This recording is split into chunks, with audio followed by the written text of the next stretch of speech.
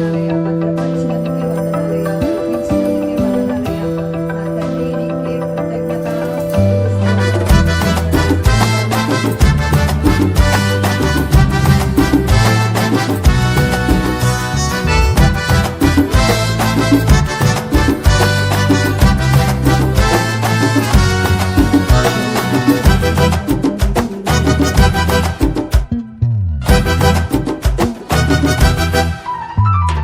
కాలం సంపూర్ణమైనప్పుడు యేసయ్య భువికొచ్చెను.